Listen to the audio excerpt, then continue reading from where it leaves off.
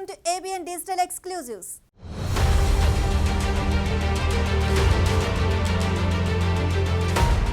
ఆ మసీదు వివాదం మొదలై 30 ఏళ్లు దాటింది. ఇప్పటికీ కోర్టులు, పిటిషన్లు, సర్వేలు, విచారణలు ఇలా ఇంకా జాప్యం కొనసాగుతూనే ఉంది. 100 ఏళ్లకు పైగా చరిత్ర ఉన్న ఆ మసీదు ఇప్పుడు మళ్ళీ వార్తల్లోకి ఎక్కింది. అదే జ్ఞానవాపి మసీదు. దీనిపై విచారణ ముందుకు వెళ్ళడానికి అనేక చిక్కుముడులు ఉన్నాయి. కాశీ విశ్వనాథుడి ఆలయాన్ని కూల్చి మసీదును నిర్మించారా, లేక మసీదును కూల్చి ఆలయాన్ని నిర్మించారా వంటి అనేక ప్రశ్నలు తలెత్తుతున్నాయి.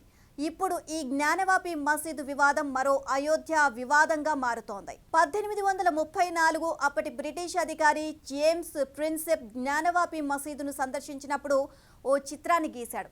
ఆ చిత్రాన్ని గమనిస్తే అక్కడ ఉన్న స్తంభాలు హిందూ ఆలయాన్ని పోలి ఉన్నాయి. పైన నిర్మించిన మినార్ మాత్రం ఇస్లాం శైలిలో ఉంది. మరోవైపు జ్ఞానవాపి మసీదు పశ్చిమ గోడ వెనుక గౌరీ, గణేశుడు, హనుమంతుడు, నంది విగ్రహాలు ఉన్నాయి. సాధారణంగా శివాలయాల్లో నంది విగ్రహం శివుడికి అభిముఖం కొంచెం దూరంలో ఉంటాయి.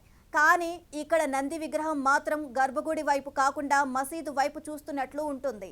దీంతో జ్ఞానవాపి మసీదు విశ్వేశ్వర ఆలయానికి అసలు గర్భగుడి అని పిటిషనర్లు వాదిస్తున్నారు. ఈ వాదనలు ముస్లిం సంఘాలు తప్పుపడుతున్నాయి.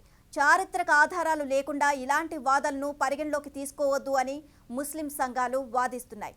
ప్రస్తుతం జ్ఞానవాపి మసీదు ఉన్న ప్రదేశంలో గతంలో హిందూ దేవాలయం ఉండేదని, అందుకు సంబంధించిన ఆనవాళ్లు ఇప్పటికీ మసీదులో ఉన్నాయని, అందువల్ల మళ్లీ ఆ ప్రదేశంలో హిందూ దేవాలయాన్ని పునరుద్ధరించడానికి అనుమతించాలి అని కోరుతూ హిందూ వర్గాలు వారణాసిలోని సివిల్ కోర్టులో పిటిషన్ వేశాయి. 1994 ప్రార్థన స్థలాల చట్టం ప్రకారం ఆ పిటిషన్ విచారణార్హం కాదని, అందువల్ల ఆ పిటిషన్ను కొట్టివేసేలా ఆదేశాలు ఇవ్వాలని ముస్లిం సంఘాలు పిటిషన్ దాఖలు చేశాయి. ఈ పిటిషన్లపై విచారణ జరిపిన అలహాబాద్ హైకోర్టు వాటిని కొట్టివేసింది. హిందూ వర్గాలు దాఖలు చేసిన పిటిషన్లు విచారణకు అర్హమైనదేనని అలహాబాద్ హైకోర్టు స్పష్టం చేసింది. 1991 ప్రార్థనా స్థలాల చట్టం ప్రకారం 1947 ఆగస్టు 15 నాటికి భారతదేశంలోని అన్ని ప్రార్థనా స్థలాలు ఏ విధంగా ఉన్నాయో వాటిని అదే విధంగా కొనసాగించాలి.